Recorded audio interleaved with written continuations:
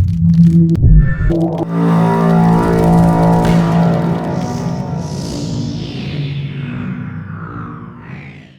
everybody, what's going on? And welcome to Guns N' Roses Central. And instead of doing, one news video for all of last week's news, I'm going to change it up a bit this week just because I don't have as much time.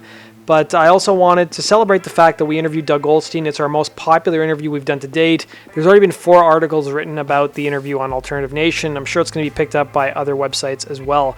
So I want to first thank our sponsors, oldschooltees.com. They're going to be sponsoring our videos for this week. And you guys can go over there and use the promo code GNR Central, and you guys will get 20% off your order at checkout. So we want to thank those guys. Let's get started with today's news. So we're doing something a bit different this week, guys. Our Doug Goldstein interview made a ton of different news headlines across different sites. There was a couple stories that came out of it, so each day I'm going to chronicle which stories came out of it. And today we're talking about the story that Doug told when Guns N' Roses were on the Use Your Illusion tour, on the Skin and Bones tour. They were in Israel, and Axl had the idea that he wanted Pearl Jam and U2 to tour with Guns N' Roses. Now, this story was picked up by Consequence of Sound. It was picked up by Ultimate Guitar. Super reputable site, Alternative Nation. I'm only joking, of course. And then also it got picked up by Sixth Sense as well, which is Nikki Sixx's website. I guess it's like a compliment to his podcast he used to do. And then I just noticed it also got picked up by the website Metal Wani as well. So I'm sure there's going to be more news sites that I'll probably report on it in the near future. But it's pretty awesome that people are picking up the interview. In fact, the Doug Goldstein interview is the most popular interview we've done to date if you just look at the views. One can probably assume that maybe Axl wanted this for a European tour that they were playing that summer, or maybe it was going to be for Guns N' Roses' next tour down the road that never ended up happening. So he told his manager, Doug Goldstein, and here's what Doug had to say. He said, "What happened was Axl Rose came to me. Pearl Jam had just broke. They just released 10, and it was on fire. I was somewhere in Tel Aviv, Israel. We were playing there, and Axl had come to me in the morning and said, I don't care if we open. I don't care if we don't get paid. I want to do a couple of shows with us, Pearl Jam and U2 closing. Can you please call everybody?" And Doug Goldstein said, sure. So he ended up calling Paul McGuinness from U2, who basically said, absolutely, Doug, that would be great. We can talk about who will headline. And Doug said, no, Axl already wants you guys to close. And even Doug admitted that Guns N' Roses were bigger than U2 at the time, but it wasn't about who was going to close, and it wasn't that Axl wanted to kick their ass. He just wanted to do the show. So the only person left to basically ask was Pearl Jam's manager, who was Kelly Curtis.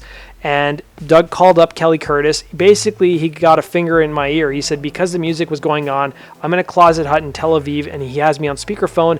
And, Kelly wasn't very receptive to Doug Goldstein. Basically, Kelly said, no way, we're not interested. And he didn't even bother talking to the band about whether they wanted to be on tour with Guns N' Roses. And what's kind of funny is that Axl, I don't know if he ever publicly came out and said he was a big fan of Pearl Jam, but Slash has said that that's the kind of stuff that Axl wanted to do after the Illusions records, and even Slash admitted in some interviews during the Snake Pit days in '95 that he didn't really like Pearl Jam or any of the rock music that was happening at the time. Now, what's funny is that Duff, of all the members of Guns N' Roses, probably has the closest relationship to the guys from Pearl Jam, more specifically Mike McCready. They've played together on stage, they've been in bands together, and I'm kind of curious if we'll ever see a Pearl Jam and Guns N' Roses tour down the road. But I want to know from you guys and gals, are you guys fans of Pearl Jam? I like some of their stuff. I'm not a huge Pearl Jam fan. I think it's kind of crazy they get their own radio station on Sirius XM. But also the Grateful Dead have their own radio station, so I guess I'm not really surprised. And then regarding U2 and Guns N' Roses, Axl and Bono have been friends for many years. This is a photo of them from 1992. I'm not sure where it was taken, but I think it's from the photographic history book. This is backstage in 1994 at the Rock and Roll Hall of Fame ceremony where Axl inducted Elton John. And there's even video of it on YouTube where you can see Bono talking to Axl for a bit. And then Axl joined U2 on stage when Guns was touring Europe in the summer of '92. They played Knocking on Heaven's Door together.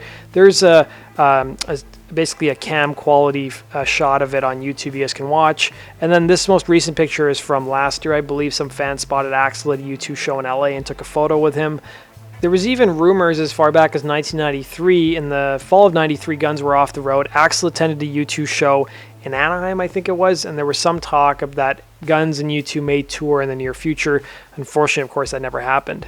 So that does it for today's video, guys. Thanks for watching. We're going to have some more great stuff coming up this week. And then next week, we'll go back to our normal upload schedule where we just have one news video, and then you'll have like a true story. And then we have a couple more interviews we've shot that we haven't announced who we've interviewed. And then we've got some more interviews coming up in the near future. So a lot of exciting stuff on GNR Central. I hope all of you guys and gals had a happy Easter. and hopefully you have a good start to the week. So thanks for watching, guys. Have a good one. And I also want to thank our patrons who support us on Patreon. Without them, a lot of our videos we shoot wouldn't be possible. So thank you to all these people on Patreon. Take care.